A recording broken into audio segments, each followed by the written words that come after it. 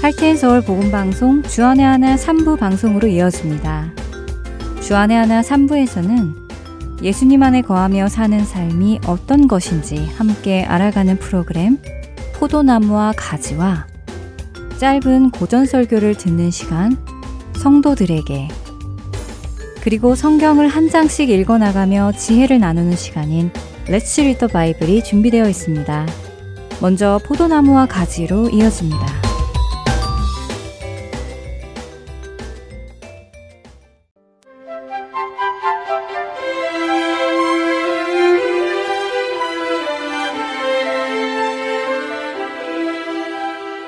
애청자 여러분 안녕하세요. 포도나무와 가지 진행의 민경은입니다. 여름나기 잘 하고 계신가요? 매년 여름이 될 때마다 정말 너무 덥다, 최고로 덥다 라고 느낄 정도로 매해 최고의 온도를 갱신하고 있는 것 같습니다. 이렇게 더운 날 냉면 많이 드실 텐데요. 비빔냉면 좋아하세요? 물냉면 좋아하세요? 이런 질문은 짜장면 먹을까 짬뽕 먹을까 하는 그런 망설이게 하는 자주 사용되는 질문들이지요. 이것이 요즘에는 조금 더 발전되어서 밸런스 게임이라고 부르며 두 가지 중에 한 가지를 고르는 것이 유행이라고 합니다. 예를 들면 평생 떡볶이만 먹기, 아니면 평생 떡볶이 안 먹기. 또 예쁜 얼굴로 살기와 그냥 내 얼굴로 살고 1억 받기. 그리고 사막에서 길 잃기, 북극에서 길 잃기. 여러분은 어떤 것을 고르시겠습니까? 재미있지만 선뜻 이거라고 대답하기 곤란한 질문들입니다. 요즘에는 이런 것들을 밸런스 게임이라고 하는데요. 여러분께 밸런스 게임 하나 드려볼까요? 잘 들어보시고 한 가지 골라주세요. 지금 이 삶에서 하나님과 동행함 없이 마지막에만 천국 가기와 하나님과 매 순간 동행하면서 천국 안 가기. 참 곤란한 질문이지요? 이게 뭐야 하는 마음이 드실 것입니다. 그런데 솔직히 저는 순간적으로라도 천국만 갈 수 있으면 하나님과 동행함 없이도 괜찮지 않을까 하는 마음의 소리가 들리기는 했습니다. 하지만 오늘, 내일, 그리고 저의 모든 날들에서 하나님과 동행하지 않는다는 것을 상상해 보았는데 그것도 너무 싫더라고요. 사실 이 질문은 아주 중요한 질문입니다. 우리 신앙의 본질적인 질문이지요. 왜냐고요? 요즘 우리 시대의 기독교인들을 보면 하나님과의 동행하는 삶은 살지 않으면서도 천국에는 가려고 하는 사람들이 많이 있기 때문입니다. 하나님과 동행하는 것은 여러분에게 어떤 의미인가요? 만일 누군가에게 당신은 천국에 가고 싶습니까? 지옥에 가고 싶습니까? 라고 물어본다면 아마 대부분의 사람들은 1초도 망설이지 않고 당연히 천국이지 무슨 소리야. 무조건 천국에 가야지 하는 대답을 할 것입니다. 여러분도 마찬가지시겠지요? 그렇다면 이번 질문에는 어떻게 답하실 것 같으세요? 당연히 천국을 가야 한다고 답하셨는데 그렇다면 왜 천국에 가고 싶으세요? 라고 물어본다면 1초 만에 딱 나오는 대답이 있으신가요? 만일 이 질문에 대한 답이 지옥은 두려우니까, 지옥은 무서우니까, 지옥은 고통스러우니까와 같은 것이라면 우리는 다시 진지하게 이 문제에 대해 고민해 보아야 합니다. 찬양 한 곡 들으시면서 한번 생각해 보시겠습니까? 여러분은 왜 천국에 가고 싶으신지요?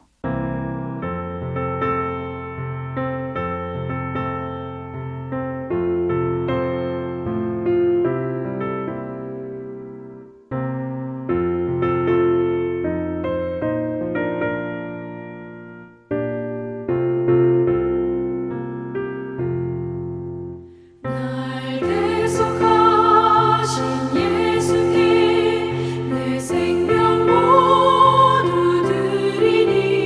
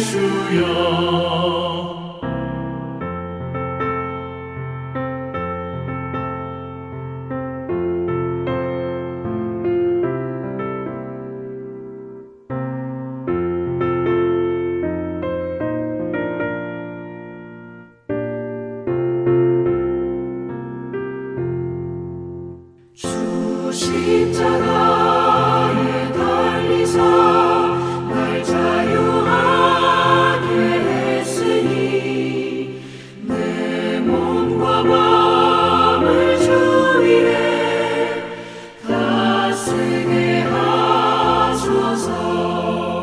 나 구주 위에 살리라. 내 기쁨 한량 없으리. 갈 길이 인도하소서. 내 구주 예수여. 아멘.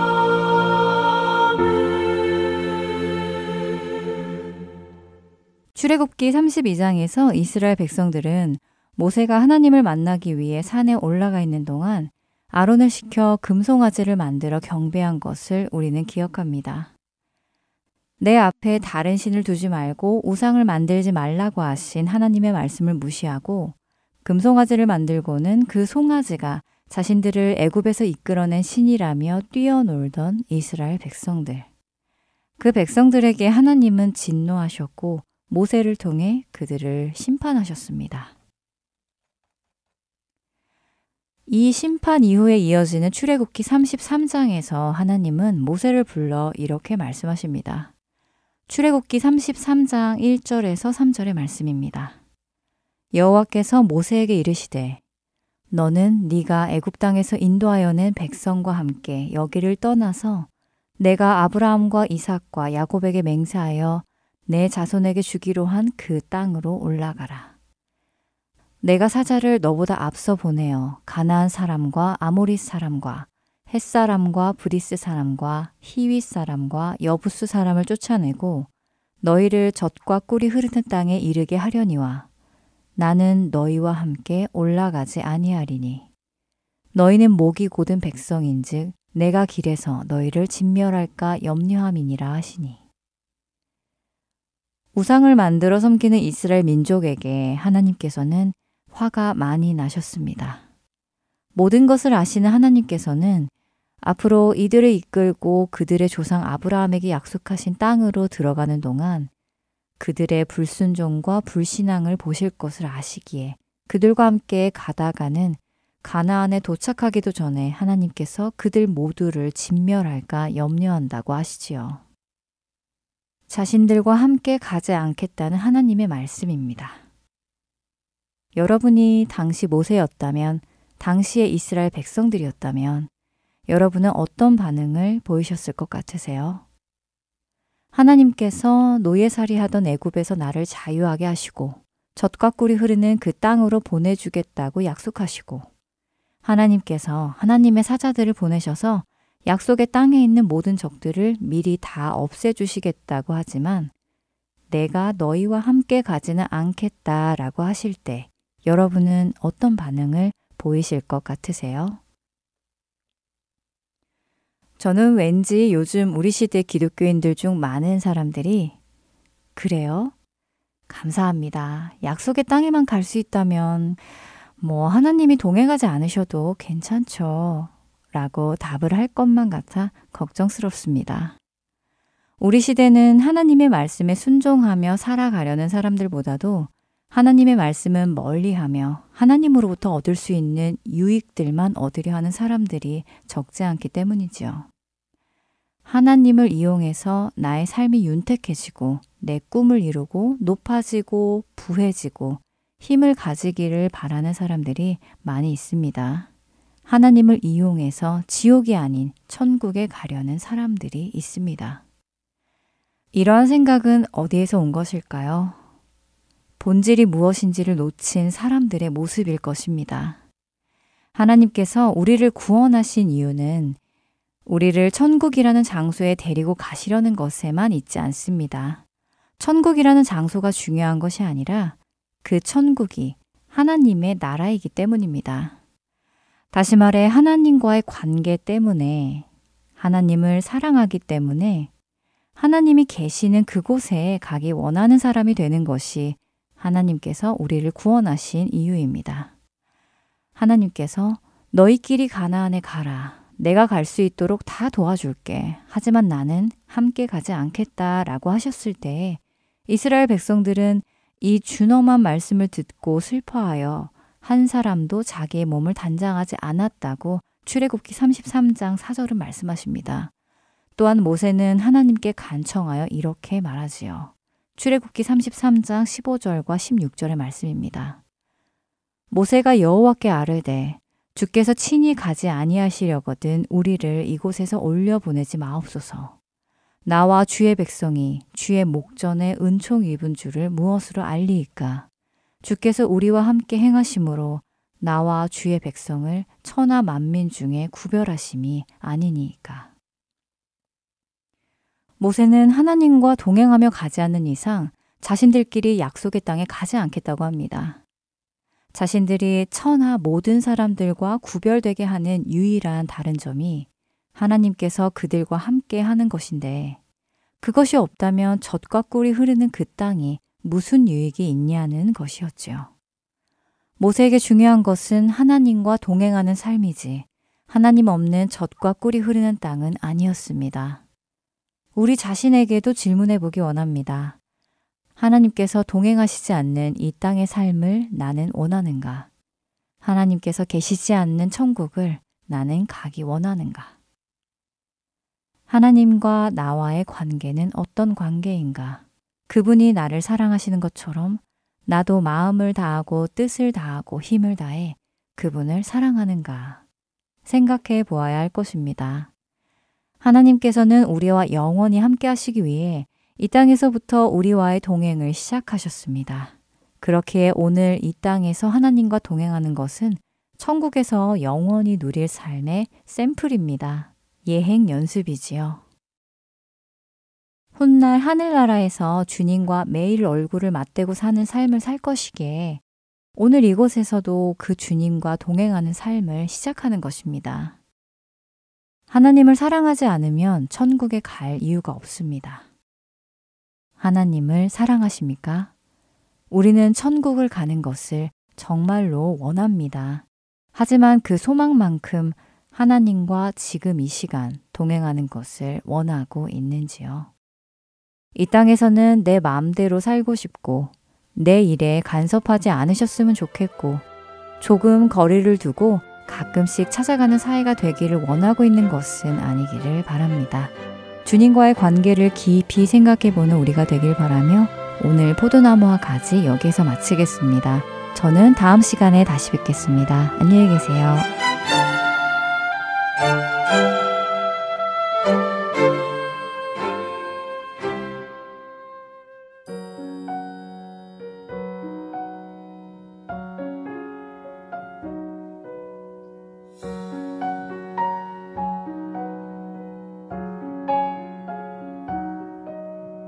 내 주를 가까이 하게 함은 십자가 짐 같은 고생이나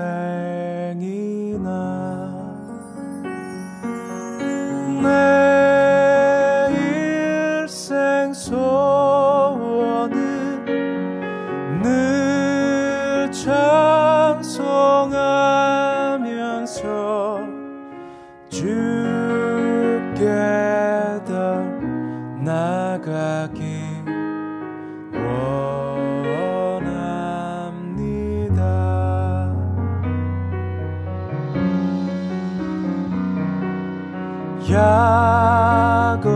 야곱이 잠 깨어 일어난 후 돌단을 쌓은 것 본받아서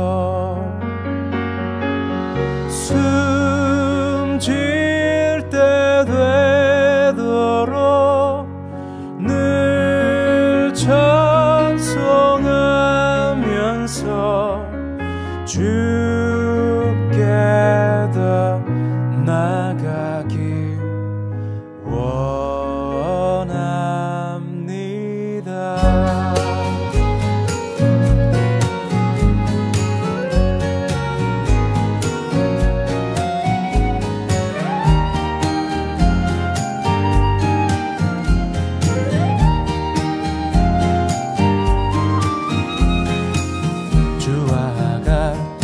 길 가는 것 즐거운 일 아닌가. 우리 주님 걸어가신 발자취를 밟겠네. 한 걸음 한 걸음 주 예수와 함께 날마다 날마다 우리는 걷겠네.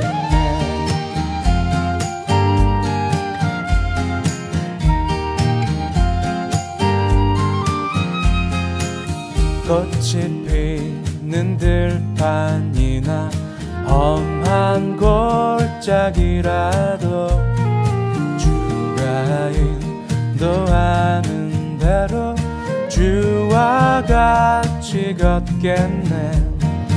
한 걸음 한 걸음 주 예수와 함께 날마다 날마다 우리는 걷겠네.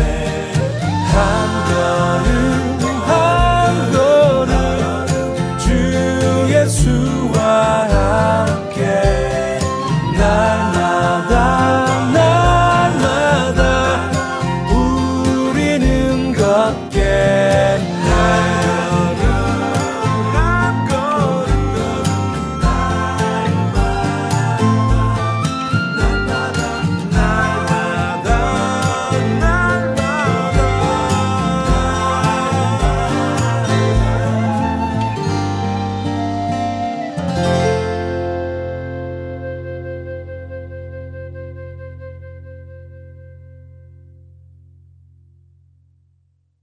계속해서 고전설교 듣는 시간인 성도들에게로 이어집니다.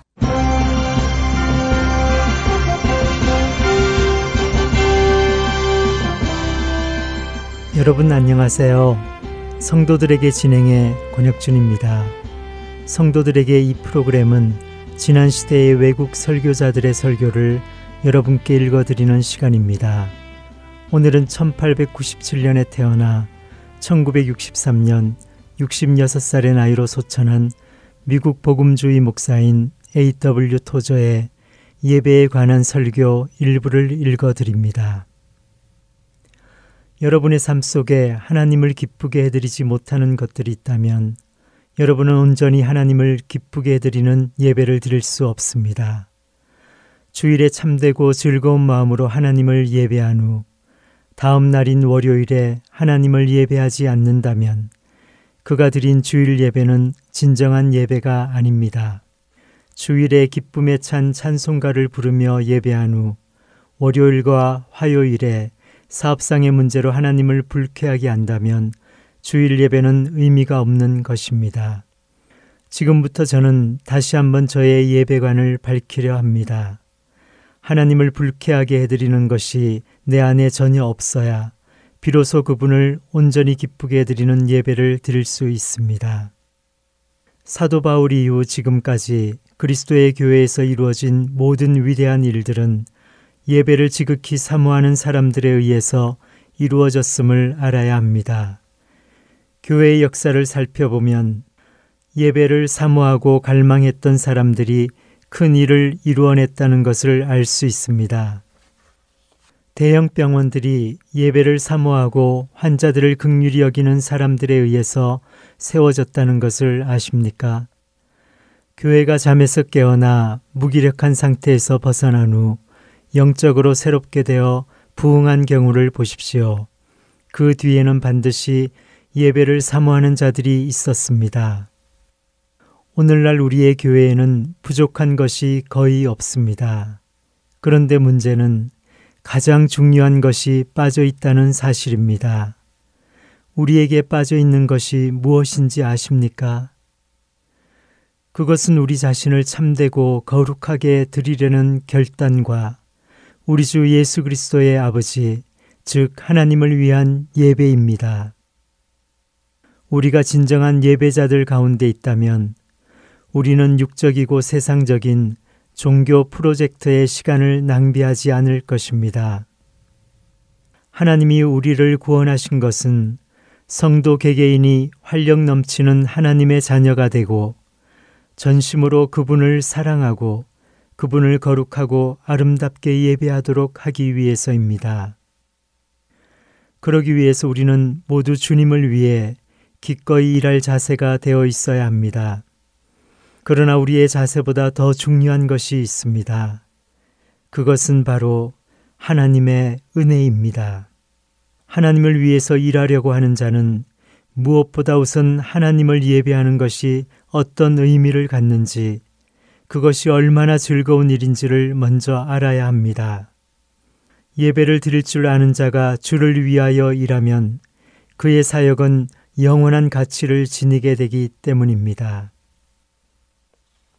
하지만 예배 없이 주님을 위해 일만 하는 자는 하나님이 온 세상을 불태우시는 그날, 그때 타버리고 말 나무와 건초와 그루터기를 쌓아놓는 것일 뿐입니다. 그리스도를 믿는다고 고백하는 많은 사람들이 자신의 바쁜 스케줄에 대해 지적하는 소리를 듣기 싫어한다는 것은 참으로 유감스러운 일이 아닐 수 없습니다. 하나님은 자신이 우리를 창조하신 본래의 목적을 위해 우리를 다시 부르고 계십니다. 그 본래의 목적이란 하나님을 예배하며 하나님을 영원히 즐거워하는 것입니다. 우리가 전심으로 참 예배를 드린 후에야 비로소 하나님의 일을 하는 것이 올바른 순서입니다. 하나님의 계시의 말씀에 권위에 근거하여 저는 분명히 말씀드립니다. 예배를 지겨워하는 사람은 아직도 천국에 갈 준비가 되어 있지 않은 사람입니다. 저는 우리가 참 예배를 다시금 회복하기를 간절히 바랍니다. 그렇게 될 때 비로소 사람들은 교회에 오면 자신들이 성도, 즉 하나님의 백성이라는 사실을 체감하며 정말 하나님이 이곳에 계시다라고 고백할 것입니다. 하나님을 향한 신자의 태도, 즉 마음의 상태가 한결같을 때 참 예배가 가능합니다. 물론 이 세상에서는 예배의 완전성과 열기가 언제나 동일할 수는 없습니다. 그렇지만 무엇보다 온전히 하나님을 사랑하고 사모하며 감사하는 마음으로 예배할 때 참 예배가 가능합니다. 예배의 형식과 방법에는 다양한 종류가 있을 수 있다고 믿고 싶은 사람들이 많은 것은 사실입니다. 그러나 하나님은 영이시기 때문에 예배하는 자가 신령과 진정으로 예배해야 한다고 말씀을 통해 분명히 말씀하셨습니다. 하나님은 예배를 인간들의 손에 맡겨두지 않으십니다. 예배를 성령님이 주관하시도록 하십니다. 우리는 하나님을 신령과 진정으로 겸손히 예배해야 합니다. 이제 우리 각 사람은 그리스도인의 삶 가운데 성령님의 임재와 능력이란 있어도 되고 없어도 되는 사치품 같은 것인가?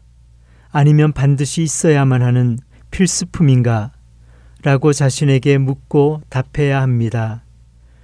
사랑이 많으신 하나님을 예배하는 것이야말로 인간이 존재하는 이유의 전부입니다. 우리는 예배를 위해 태어났습니다. 우리의 영혼은 위로부터 거듭났습니다. 우리는 예배를 위해 창조되었고 그리스도 안에서 재창조되었습니다. 예배를 위해 태초가 있고 중생이라는 새로운 시작이 있었습니다. 예배를 위해 교회가 존재합니다. 교회는 무엇보다도 하나님을 예배하기 위해 존재하는데 예배 이외의 다른 것들은 모두 두 번째, 세 번째, 네 번째 혹은 다섯 번째 일일 뿐입니다. 예배는 언제나 우리 마음의 내적인 태도에서부터 비롯됩니다. 예배에는 정신적, 영적, 감정적인 요소가 포함됩니다. 때로는 깊은 경의와 사랑을 느끼며 예배를 드리기도 합니다. 또 어떤 때에는 상대적으로 경의와 사랑을 덜 느끼며 예배하기도 할 것입니다. 그러나 만일 주님을 참으로 예배하려 한다면 예배에 임하는 우리의 마음 상태와 태도는 언제나 동일해야 합니다. 무엇보다도 참 예배는 우리 주 하나님에 대한 감정입니다. 감정은 우리의 마음 안에서 느끼는 것입니다. 우리는 그 감정을 적절하게 여러 가지 방법으로 표현할 수 있습니다. 그러나 어떤 방법이든지 간에 우리가 하나님을 사랑하고 성령님의 인도를 받는다면 예배는 우리에게 감탄과 경외와 진실한 겸손과 기쁨을 가져다 줄 것입니다. 교만한 마귀가 하나님이 받으실 만한 예배를 드릴 수 없듯이 교만한 사람도 그분이 받으실 만한 예배를 드릴 수 없습니다. 신령과 진정으로 예배하려는 사람의 마음은 겸손해야 합니다. 형식이 다른 여러 가지 찬송가를 부르는 일은 얼마든지 가능합니다. 하지만 예배에 온전히 몰두하는 사람들은 언제나 하나님이여 주는 나의 하나님이시라 내가 간절히 주를 찾되 물이 없어 마르고 황폐한 땅에서 내 영혼이 주를 갈망하며 내 육체가 주를 앙무하나이다 라는 시편 63편 1절 말씀과 같은 고백을 부르짖을 것입니다. 예배는 예배하는 자와 하나님이 사랑 안에서 온전히 인격적으로 만나는 체험입니다. 다윗, 이사야, 바울이 이런 체험을 했습니다. 하나님을 소유하려는 열망에 불탔던 사람들은 모두 이런 체험을 했습니다. 참 예배를 위해 우리에게 정말 필요한 것은 성령님이 찾아오시는 일입니다. 왜냐하면 그분이 찾아오셔서 예배의 영을 허락하셔야 우리가 참 예배를 드릴 수 있기 때문입니다. 사도 바울 이후로 지금까지 영적으로 위대한 일을 이룬 사람은 모두 영적인 체험을 통해 참 예배자가 된 사람들입니다. 만일 우리가 예배자가 아니라면 우리는 원을 그리며 빙빙 돌기만 하다가 결국 아무데도 이르지 못하는 종교적인 춤을 추는 쥐에 불과할 것입니다. 하나님은 무엇보다도 예배자를 원하십니다.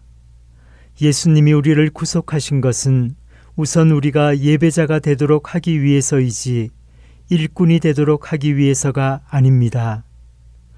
예배를 사모하고 갈망하는 사람만이 훌륭한 일꾼이 될 수 있습니다. 이스라엘이 그 역사를 시작할 수 있었던 것도 하나님의 능력이 폭발적으로 일어났기 때문입니다. 하나님은 이스라엘 자손을 애굽에서 이끌어내어 구름 기둥과 불 기둥으로 인도하시며 거룩한 땅에 들어가게 하셨습니다. 그 과정에서 하나님은 연속적으로 기적을 일으키셨으며 은혜를 부어주셨지요. 이 과정에서 마치 박동하는 심장처럼 그 중심이 되었던 것 역시 믿음과 사랑과 예배였습니다. 예배는 감탄과 경외를 겸손히 기쁨으로 느끼고 그 느낌을 적절한 방법으로 표현하는 것입니다. 예배는 우리를 겸손하게 만듭니다. 또한 예배에는 신비라는 요소가 있어야 합니다. 만일 신비가 없다면 예배도 없습니다. 만일 하나님을 다 이해할 수 있다면 저는 그분을 예배하지 않을 것입니다. 하나님은 우리가 하나님을 예배하기 원하십니다. 하나님은 부족함이 없으신 분이기 때문에 다른 것들이 필요하지는 않으시지만 그럼에도 불구하고 원하시는 것이 있는데 그것이 바로 예배자들입니다. 그분은 피조물이 아니기 때문에 부족함이 없으시지만 그럼에도 불구하고 우리가 예배하기를 원하십니다. 만일 인간이 타락하지 않았다면 예배는 인간에게 이 세상에서 가장 자연스러운 일이 되었을 것입니다. 예배는 사실 자연스러운 것입니다. 왜냐하면 하나님이 본래 우리를 창조하신 목적이 우리가 하나님을 예배하도록 하는 것이기 때문이지요. 하나님의 창조 목적은 우리가 하나님을 예배하고 영원히 즐거워하는 것입니다. 사람들이 하나님을 찾지 못하고 중생을 모르고 성령님이 그들 위에 계시지 않다고 할지라도 그들은 무언가를 예배하고 싶은 뿌리 깊은 본능을 소유합니다. 복음도 모르고 현대 문명도 모르는 사람들도 무언가를 예배하느라 닭을 죽이고 피를 흘리고는 머리에 괴상한 것을 뒤집어 쓰고 빙빙 돌며 춤을 추는 것을 우리는 봅니다. 사람들 안에 무언가를 예배하고 싶은 본능이 있기 때문입니다. 예수 그리스도가 동정녀 마리아에게 나시고 본디오 빌라도에게 고난을 받아 십자가에서 죽으시고 장사되신 이유가 무엇일까요? 그분이 죽음의 고통을 이기고 무덤에서 부활하신 이유가 무엇입니까? 그것은 모두 하나님께 반역하는 자들을 예배자로 바꾸기 위함이었습니다. 하나님은 우리가 하나님을 예배하기 원하십니다. 그리고 뜨거운 예배를 통해서 힘을 얻은 우리가 하나님을 위해 열심히 일하기를 원하시지요. 그러므로 하나님은 우리가 이 순서를 바꾸어서 먼저 일부터 하려고 드는 아마추어가 되기를 원하지 않으십니다. 만일 여러분이 예배를 지겨워하고 있다면 여러분은 아직 천국에 갈 준비가 되어 있지 않은 것입니다. 예배는 도덕적 존재라면 누구나 당연히 해야 하는 정상적 활동입니다. 잠깐이라도 천국에 대해 생각해 본다면 거기에서는 누구나 모든 피조물들이 하나님을 예배한다는 것을 쉽게 알 수 있을 것입니다. 하나님은 일꾼보다 예배자를 갖기 원하십니다. 그런데도 우리는 하나님이 일손이 부족한 공사장의 현장 감독관처럼 우리에게 도움을 요청하는 분이라고 착각할 정도로 타락했습니다. 그러나 하나님은 우리의 도움이 전혀 없이도 얼마든지 자신의 일을 이루실 분입니다. 하나님이 먼저 원하시는 것은 예배자임을 기억하시기 바랍니다. 만일 우리가 성령 충만하고 진리에 복종한다면 우리는 어떤 수단을 통해서라도 하나님을 예배할 수 있습니다. 그러나 우리가 진리에 순종하지 않고 성령 충만하지 않다면 우리의 예배는 전혀 예배가 아닙니다. 오늘날 우리에게는 모든 것이 있으나 예배가 없습니다. 기도회에는 참석하지 않으면서 단지 교회 운영위원회에 참여하여 교회의 예산을 얼마나 지출해야 할지 계산하는 사람이 있을 뿐입니다. 기도하지 않고 예배도 드리지 않는 사람들이 교회를 운영하고 이끌어 나간다는 것은 참으로 무서운 모순입니다. 참 예배가 살아나는 성도가 되기를 원합니다. 여러분 각자의 마음을 살펴보시고 자신에게 회심의 증거가 있는지 점검하십시오.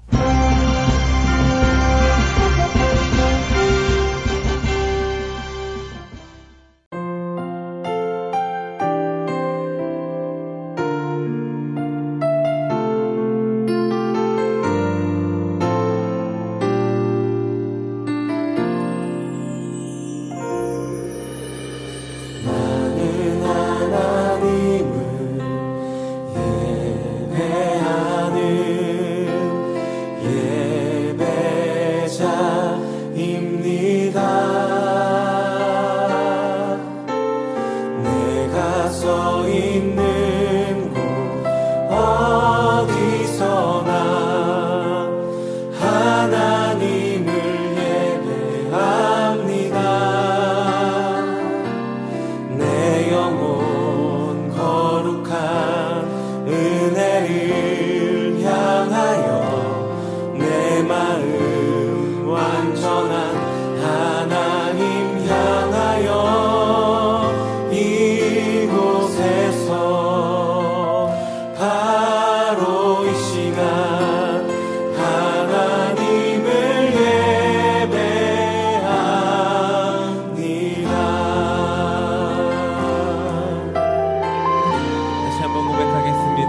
하나님을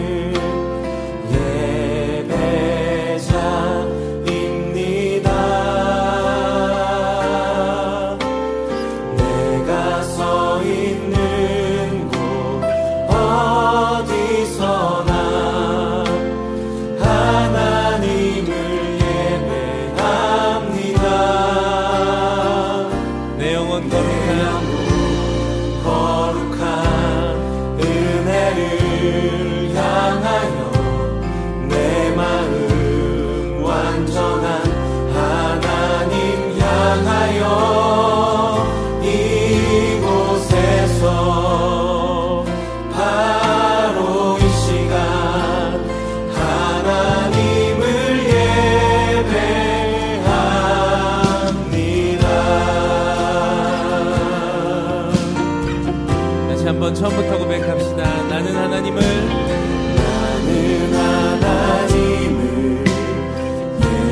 예배하는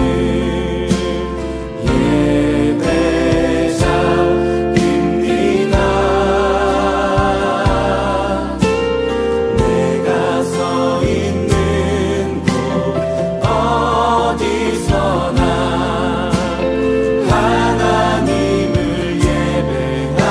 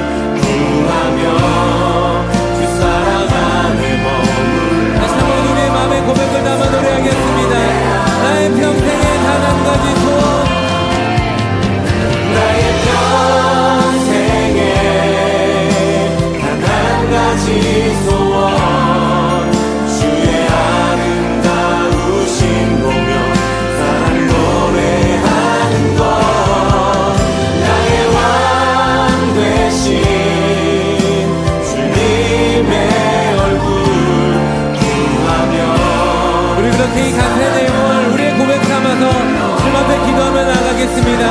주님, 내가 주님 한 분만을 바라보고 주님만을 예배함으로 살아가길 소망합니다. 하나님, 나의 삶 가운데 찾아오셔서 하나님의 놀라신 사랑과 은혜를 더하여 주셨던 우리 이 시간 가운데 함께 하셨던 주님의 놀라신 사랑과 은혜가 하나님 우리 삶에서도 우리 삶의 모든 순간순간마다 함께 하여 주시고 인도하여 주셔서 그렇게 우리 삶을 주님 앞에 올려드리면서 같이 기도하시며 나가겠습니다. 오 주님, 우리 모든 것 되신 주님, 우리가 주님 한 분만을 바라보고 나아갑니다. 하나님, 주님 찾아오신 주님 감사와 찬양 하나님 그 어떤 것으로 비교할 수 없는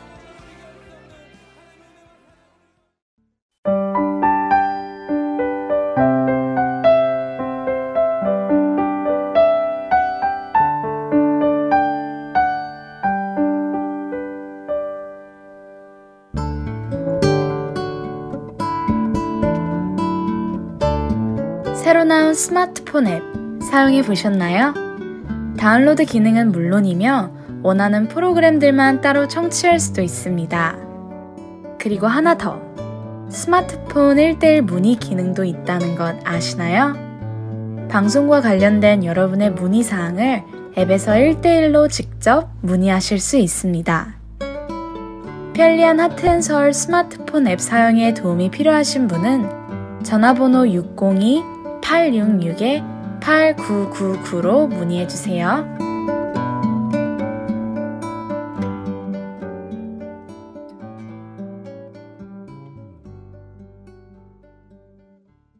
말씀을 묵상하는 시간, Let's Read the Bible로 이어드립니다.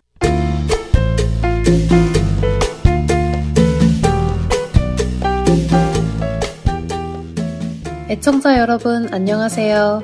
Let's Read the Bible 진행의 유민입니다.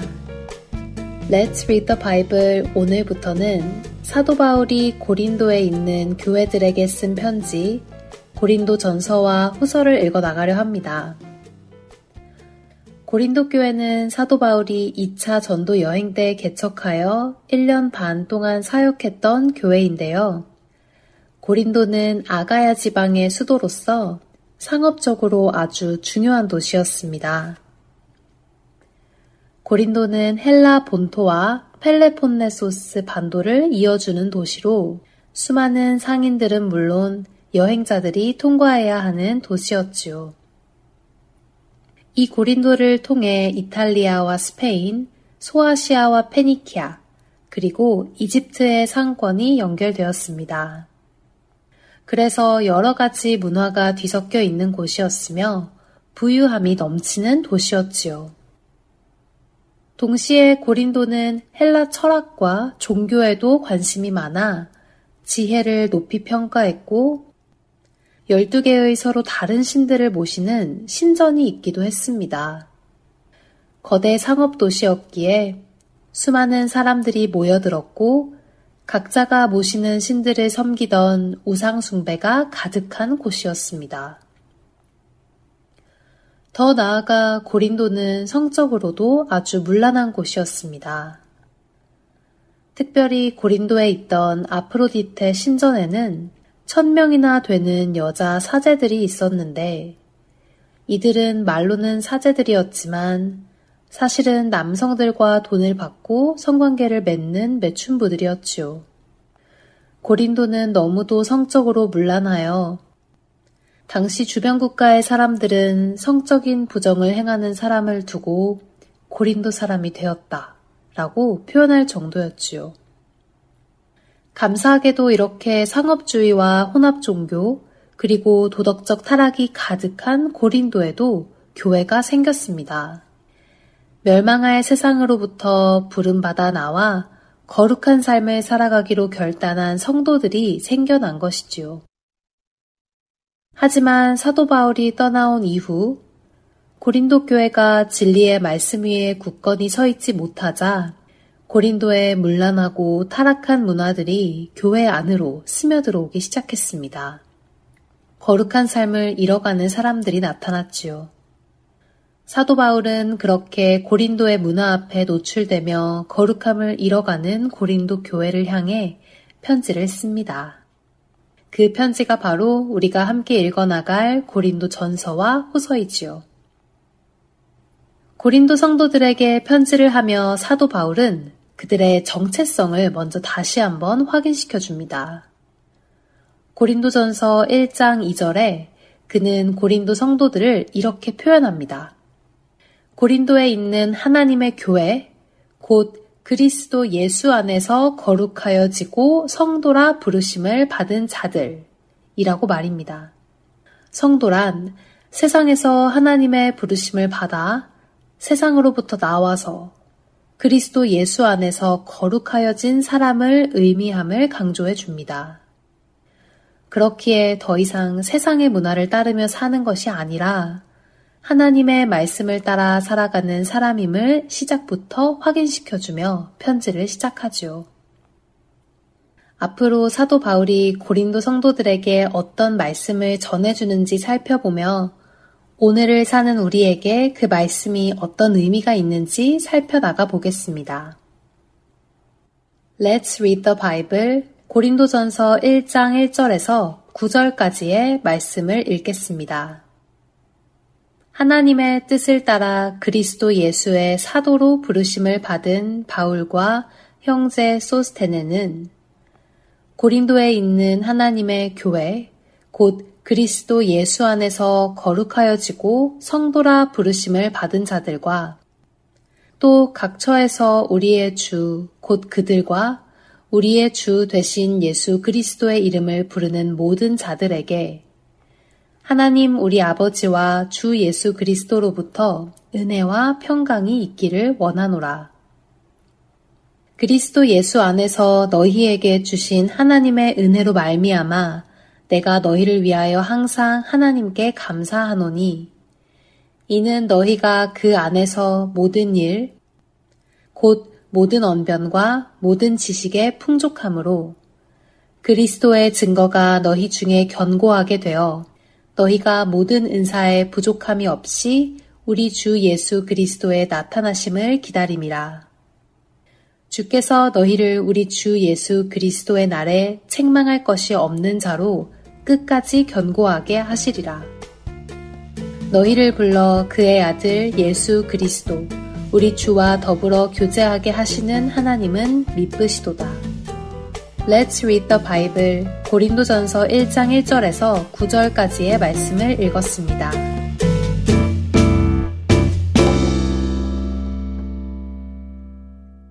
우물가의 여인처럼 난구했네. 헛되고 헛된 것들을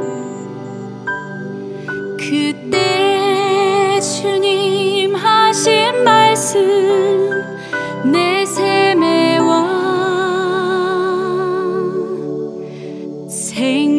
생수를 마셔라.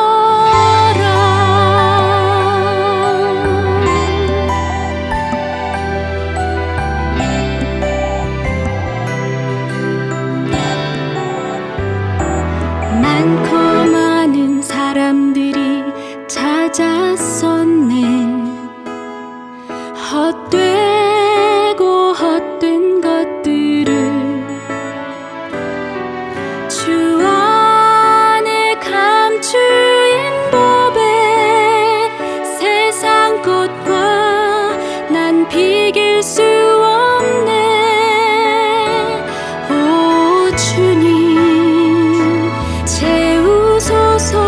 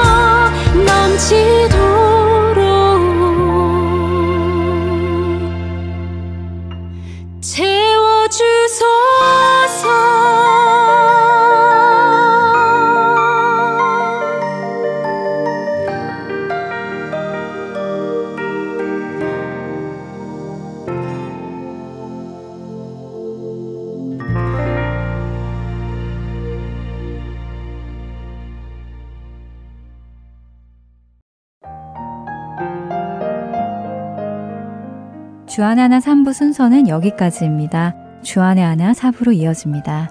은혜의 시간 계속되시길 바랍니다.